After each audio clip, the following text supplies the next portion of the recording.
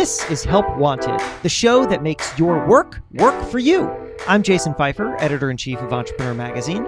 And I'm money expert Nicole Lappin. On Tuesdays, Jason and I answer the helpline and help callers solve their work problems. And on Thursdays, I give you one way to improve your work and build a career or company you love. And it starts now.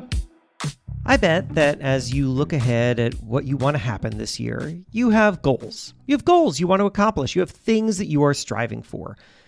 But you're not sure exactly how to reach them. Or maybe even what goals to set. And maybe that's because some goals fell flat last year, or maybe this year just feels too full of mystery so far. Today, I'm going to help you set goals that you can actually reach by avoiding the goals that will drag you down. We're going to talk about the biggest mistake that people make when setting goals. And to start, I'm going to tell you about the goal that I hear all the time and why I keep telling people to ditch it. All right, let's start with that. I was recently talking with the founder of a restaurant company. It's successful. You've probably heard of it. And this person said to me this: my goal is to be on the cover of Entrepreneur Magazine. Now, I hear this literally every few weeks. I mean, I hear it from everybody, from big name founders, executives, YouTube stars, investors, small business owners, everyone. And years ago, when I was new as editor-in-chief of Entrepreneur Magazine, the guy people turn to for this kind of thing, this comment made me uncomfortable because here were all these people asking me to fulfill a long-held desire of theirs. And here I was with the theoretical ability to do it, even though I probably wouldn't. And now I'm just used to it. And if the person who tells me this goal seems open to hearing my advice, well, then I always tell them the same thing. I say, I really appreciate that, but the cover is not a great goal. Because here's the thing, there is nothing specific that you or anyone can do to achieve this goal. There are no metrics, no qualifications, no barometer, nothing to work towards. It is not an award, and it does not mark a certain level of success. The decision about who goes on the cover is completely subjective. It's just whoever a small group of people at Entrepreneur think would be good on the cover. And if you set a goal based on something that you cannot work toward, then you are setting yourself up for a quest with no ending. You might feel like a failure if you do not reach this goal, and unnecessarily so, because you chose a goal that's disconnected from everything else you can achieve. That's why I told this founder, as I tell everyone, if you want to set real, meaningful goals, then set those goals based on actions and not based on outcomes. Because, all right, let's talk about actions versus outcomes. There are things we can control, and there are many more things we cannot control. We all know this. I'm not telling you anything new here, but we don't always respect it.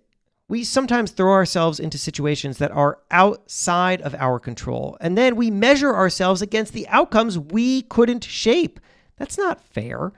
For example, I thought a lot about this when launching my book.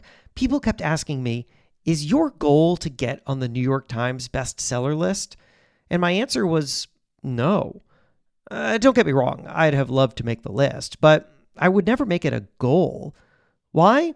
Because I was too many degrees removed from the outcome. I couldn't control, for example, how many people bought my book or whether they bought it at the right time from the right retailers, which impacts the Times calculation, or whether the mysterious list makers at the Times would decide to include me or not.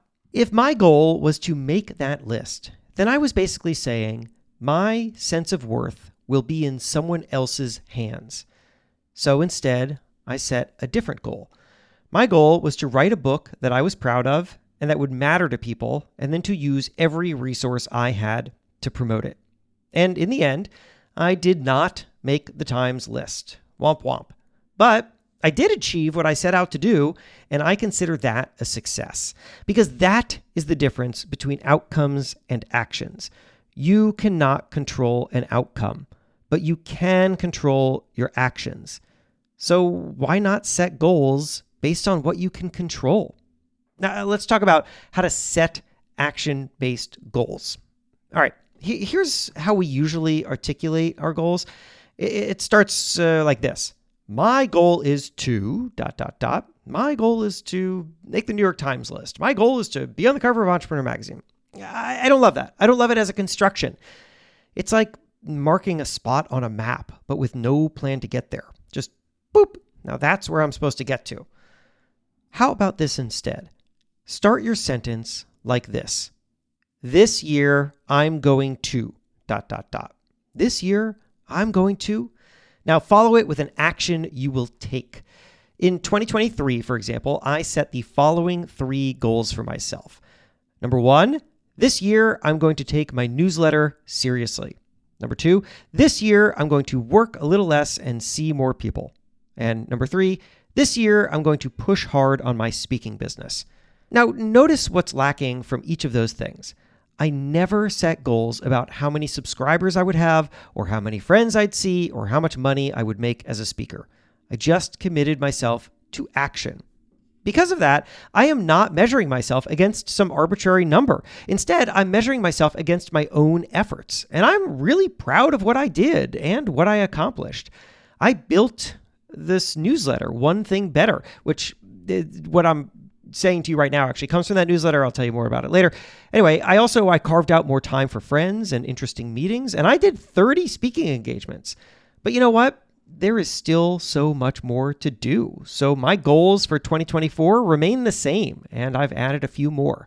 No outcomes, just action. So what's this year for you?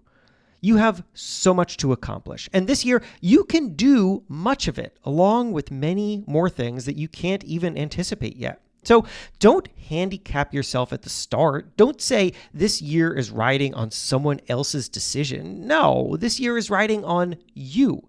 You are in control. You drive it forward. You can make it great one action at a time. And the outcome, well, that will follow. I'm excited to share the journey of 2024 with you. It's going to be great. And like I alluded to a moment ago, what you just heard was from a newsletter I write called One Thing Better. Each week, one way to be more successful and satisfied at work and build a career or company you love. I also read them here on Help Wanted, but you can subscribe to the newsletter to get them earlier and in written form, and also to learn about a community of readers that I am building. You can find all that at onethingbetter.email. That is a web address. Just plug it into the browser, onethingbetter.email. All right, we got a year to do great things. Let's go do it. Help Wanted is a production of Money News Network. Help Wanted is hosted by me, Jason Pfeiffer. And me, Nicole Lappin. Our executive producer is Morgan Lavoie. If you want some help, email our helpline at helpwanted@moneynewsnetwork.com for the chance to have some of your questions answered on the show. And follow us on Instagram at Money News and TikTok at Money News Network for exclusive content and to see our beautiful faces. Maybe a little dance. Oh, I didn't sign up for that. All right, well, talk to you soon.